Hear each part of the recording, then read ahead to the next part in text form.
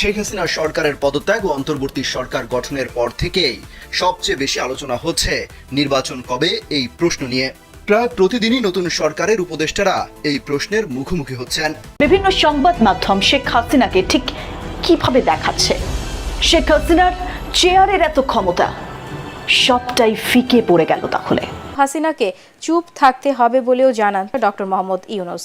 ভারতের প্রধানমন্ত্রী নরেন্দ্র মোদীর সাথে ফোনে কথা বলেছেন অন্তর্বর্তী সরকারের প্রধান উপদেষ্টা ডক্টর মোহাম্মদ ইউনূস। আসসালামু আলাইকুম দর্শক যারা এমন নিত্য নতুন আপডেট খবর দেখতে ভালোবাসেন তারা দ্রুত চ্যানেলটি সাবস্ক্রাইব করে আমাদের পাশে থাকবেন। দর্শক শ্রোতা, তার কথা না বাড়িয়ে চলুন ভিডিওটিতে একটা লাইক দিয়ে দেখতে থাকি সম্পূর্ণ ভিডিওটি। শেখ হাসিনা সরকারের পদত্যাগ ও অন্তর্বর্তী সরকার গঠনের পর থেকেই সবচেয়ে বেশি আলোচনা হচ্ছে নির্বাচন কবে এই প্রশ্ন নিয়ে। প্রায় প্রতিদিনই নতুন সরকারের উপদেষ্টারা এই প্রশ্নের মুখোমুখি হচ্ছেন। তবে কোনো তারিখ সময় জানাতে পারছেন না কেউই। সবাই বলছেন সুষ্ঠু নির্বাচনের পরিবেশ তৈরি হলেই কেবল তারিখ ঘোষণা করা হবে। তবে যত দ্রুত সম্ভব সেটা আয়োজনের দাবি জানিয়ে আসছে দীর্ঘদিন ক্ষমতার বাইরে থাকা বিএনপি। শনিবার তৃতীয় Voice of the Global South সামিটে ভার্চুয়ালি যুক্ত হয়ে নির্বাচন নিয়ে কথা বলেছেন অন্তর্বর্তী সরকারের প্রধান উপদেষ্টা ডক্টর মোহাম্মদ ইউনূস।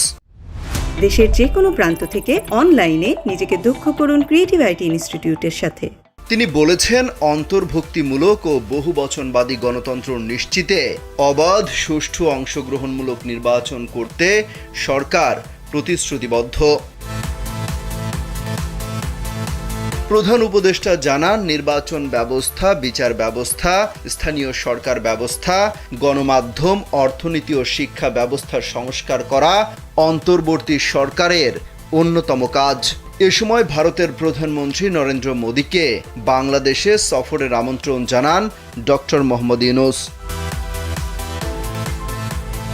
প্রধান উপদেষ্টা বলেন, গত 5 আগস্ট বাংলাদেশ একটি দ্বিতীয় বিপ্লবের সাক্ষী হয়েছে, যা বীর ছাত্রদের নেতৃত্বে এবং জনগণের যোগদানের মাধ্যমে সম্ভব হয়েছে। ভারতের নয়াদিল্লিতে তৃতীয় Voice of the Global south summit অনুষ্ঠিত হচ্ছে। শুক্রবার হওয়া ফোন আলাপে এই সামিটে যোগ দেওয়ার জন্য ডক্টর মোহাম্মদ ইউনূসকে আমন্ত্রণ জানান ভারতের প্রধানমন্ত্রী নরেন্দ্র মোদী। তখন আমন্ত্রণে সাড়া দিয়ে ঢাকা থেকে ভার্চুয়ালি সম্মেলনে যোগ দিতে রাজি হন প্রধান উপদেষ্টা। শনিবার সকাল 10:30 থেকে বেলা 11:30 পর্যন্ত ঢাকা থেকে এই বৈঠকে যোগ দেন ডক্টর মোহাম্মদ ইউনূস। অন্তর্বর্তীকালীন সরকারের প্রধান হিসেবে শপথ নেয়ার পর এটাই অধ্যাপক ইউনূসের প্রথম বহুপক্ষীয় কোনো অনুষ্ঠানে যোগদান। রাষ্ট্র বা সরকার প্রধান পর্যায়ে অনুষ্ঠিত উদ্বোধনী অধিবেশনটি সঞ্চালনা করেন ভারতের প্রধানমন্ত্রী নরেন্দ্র মোদী। ভারতের প্রধানমন্ত্রী নরেন্দ্র মোদীর সাথে ফোনে কথা বলেছেন অন্তর্বর্তী সরকারের প্রধান উপদেষ্টা ডক্টর মোহাম্মদ ইউনূস। ফোন আলাপে বাংলাদেশের সংখ্যালঘুদের নিরাপত্তা নিশ্চিতের আশ্বাস দিয়েছেন তিনি। সামাজিক যোগাযোগ মাধ্যম এক্সে এই বিষয়ে একটি পোস্টও দিয়েছেন নরেন্দ্র মোদী। ফোন আলাপে গণতান্ত্রিক, স্থিতিশীল ও শান্তিপূর্ণ ও প্রগতিশীল বাংলাদেশ গড়তে ভারতের সহায়তা অব্যাহত থাকবে বলে জানিয়েছেন মোদী। গেল 5 আগস্ট ছাত্র জনতার আন্দোলনের মুখে পদত্যাগ করে দেশ ছাড়েন শেখ হাসিনা। পরে 8 আগস্ট ডক্টর ইউনূসকে প্রধান উপদেষ্টা করে অন্তর্বর্তী সরকার গঠিত হয়। বর্তমানে ভারতেই আছেন সাবেক প্রধানমন্ত্রী শেখ হাসিনা। ভারতে বসে বাংলাদেশ সম্পর্কে সাবেক প্রধানমন্ত্রী শেখ হাসিনার সাম্প্রতিক রাজনৈতিক বক্তব্য বিবৃতিকে অবন্ধুসুলভ আচরণ বলে মন্তব্য করেছেন অন্তর্বর্তী সরকারের প্রধান উপদেষ্টা ডক্টর মোহাম্মদ ইউনূস। একই সঙ্গে বাংলাদেশ তার প্রত্যর্পণের অনুরোধ না করা পর্যন্ত হাসিনাকে চুপ থাকতে হবে বলেও জানান তিনি। ঢাকায় তার সরকারি বাসভবনে ভারতীয় বার্তা সংস্থা পিটিআইকে দেয়া এক সাক্ষাৎকারে ডক্টর ইউনূস এই মন্তব্য করেন। তিনি বলেন, বাংলাদেশের পক্ষ থেকে তার প্রত্যর্পণের অনুরোধ না করা পর্যন্ত ভারত যদি তাকে রাখতে চায় তাহলে শর্ত হবে শেখ হাসিনাকে নীরব থাকতে হবে। ডক্টর ইউনূস আরও বলেন, বাংলাদেশ যখন ভারতের সঙ্গে শক্তিশালী সম্পর্ককে মূল্য দেয় তখন নয়াদিল্লিকে অবশ্যই আওয়ামী লীগ ছাড়া দেশের অন্য সব রাজনৈতিক দলকে ইসলামপন্থী হিসেবে আখ্যায়িত করা বন্ধ করতে হবে। একই সঙ্গে শেখ হাসিনা ছাড়া বাংলাদেশ আফগানিস্তানে পরিণত হবে। তা ভাবারও কোনো কারণ নেই বলেও মন্তব্য করেন তিনি। সময়টা 2024-এর 8ই জানুয়ারি। দ্য গার্ডিয়ানে বড় বড় করে লেখা হয়েছে, বিরোধীরা ভোট বয়কটের পর পঞ্চমবারের মতো বাংলাদেশের প্রধানমন্ত্রী হলেন শেখ হাসিনা। সাথে হাসিনার হাসি মুখের ছবি। ঠিক তার 7 মাস পর সেই গার্ডিয়ানে শেখ হাসিনার আর একটা ছেঁড়া ছবি পোস্ট করে লেখা হলো, বাংলাদেশের গণতন্ত্রকে ধ্বংসকারী বিপ্লবের সন্তান। আশা করি পার্থক্যটা কোথায় আপনাকে বুঝিয়ে বলতে হবে না। বিগত কয়েক মাস ধরে বাংলাদেশে যা চলছে তা নিশ্চয়ই দেখছেন না। আজকের প্রতিবেদনে হাসিনার পুরনো সংবাদ রিপিট করব না। এই যে শেখ হাসিনার পদত্যাগের পর বিগত কয়েক সপ্তাহ ধরে গোটা বিশ্বের গণমাধ্যমে আদৌ কি তিনি প্রায়োরিটি পাচ্ছেন, সেটাই থাকবে আজকের বিশ্লেষণে।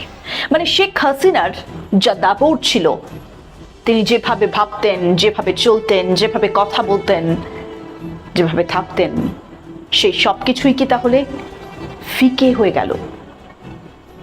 বিভিন্ন সংবাদ মাধ্যম শেখ হাসিনাকে ঠিক কিভাবে দেখাচ্ছে? শেখ হাসিনার চেয়ারের এত ক্ষমতা, সবটাই ফিকে পড়ে গেল তাহলে? আজকের রিপোর্টে শেখ হাসিনার বর্তমান অবস্থা নিয়ে বিস্তারিত আলোচনা থাকছে। সঙ্গে নিশ্চয়ই আপনি থাকছেন প্রত্যেক দিনের মতো। আজকেও অনুরোধ আপনাকে রিপোর্টের শেষ পর্যন্ত সঙ্গে থাকার। এই তো গত বছরের নভেম্বরের কথা, যখন টাইম ম্যাগাজিনে কভার ফটোতে ছিল শেখ হাসিনার ছবি। বিশ্বজুড়ে হইচই পড়ে গিয়েছিল। বাংলাদেশের মানুষ সেই ছবি দেখে গর্ব করেছিলেন। ছবির নিচে বড় বড় করে লেখা ছিল হার্ড পাওয়ার। তখন বাংলাদেশের প্রধানমন্ত্রী হিসেবে শেখ হাসিনার জীবনের গল্প শুনেছিল বিশ্ব।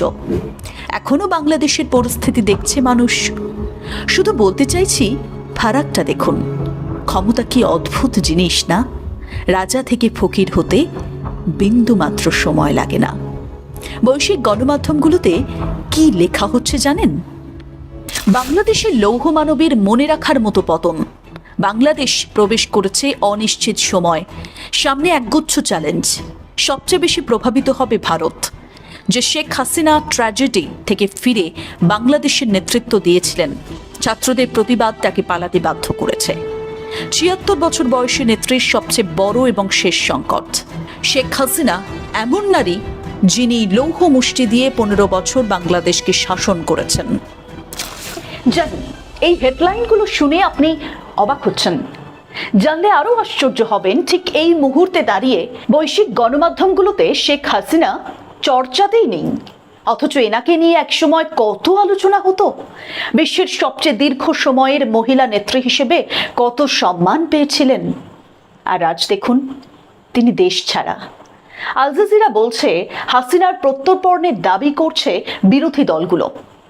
না, তাকে ক্ষমতায় বসানোর জন্য ডেফিনেটলি নয়, বরং তাকে শাস্তি দেওয়ার জন্য। গোটা বিশ্ব কি তাকে মনে রাখবে? শেখ হাসিনা নামের এক নেত্রী ছিলেন বাংলাদেশে, প্রধানমন্ত্রী ছিলেন শেখ হাসিনা বাংলাদেশের। এটা কি মনে রাখবে গোটা বিশ্ব? কি মনে হয় আপনার? নিশ্চয়ই আপনিও মনে মনে কিছু একটা ভাবছেন। শেখ হাসিনা সম্পর্কে আপনার ধারণাও নিশ্চয়ই বদলেছে। লিখে ফেলুন কমেন্ট বক্সে। প্রত্যেক দিনের মতো কমেন্টস চেক নিশ্চয়ই করব।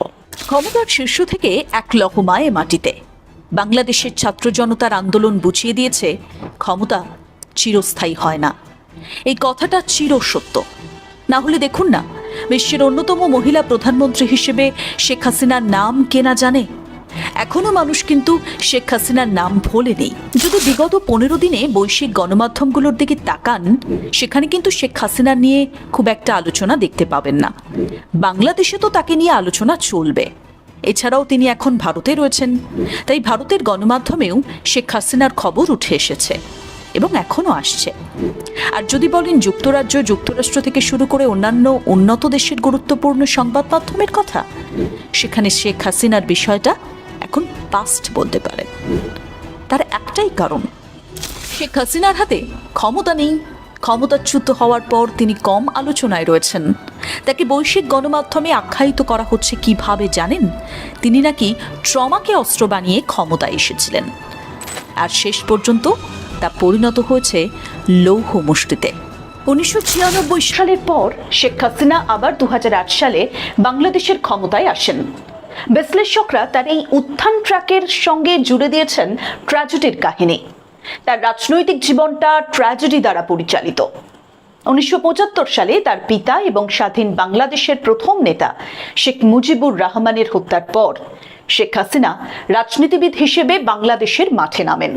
এটা ঠিক যে একজন রাজনীতিবিদ হিসেবে হাসিনার মধ্যে অত্যন্ত শক্তিশালী গুণ রয়েছে, কিন্তু এও বলা হচ্ছে তিনি তার লৌহ মুষ্টি দিয়ে 15 বছর ধরে বাংলাদেশকে শাসন করেছেন। অবশেষে বাংলাদেশে তৈরি হচ্ছে এক অস্থিরময় পরিস্থিতি, যার কারণে শেখ হাসিনা দেশ ছেড়ে বাধ্য হলেন পালাতে। দর্শক, আশা করি আপনারা সম্পূর্ণ ভিডিওটি না টেনে দেখেছেন এবং এই ভিডিওটি থেকে আশা করি আপনারা অনেক কিছু বুঝতে পেরেছেন। এই ভিডিওটি থেকে আপনাদের যদি কোনো মতামত থেকে থাকে তাহলে আপনাদের মূল্যবান মতামতটি অবশ্যই কমেন্ট বক্সে জানিয়ে দেবেন। আজকের ভিডিওটি পর্যন্তই, দেখা হবে আবার কোনো পরবর্তী ভিডিওতে। সে পর্যন্ত ভালো থাকুন, সুস্থ থাকুন, আল্লাহ হাফেজ।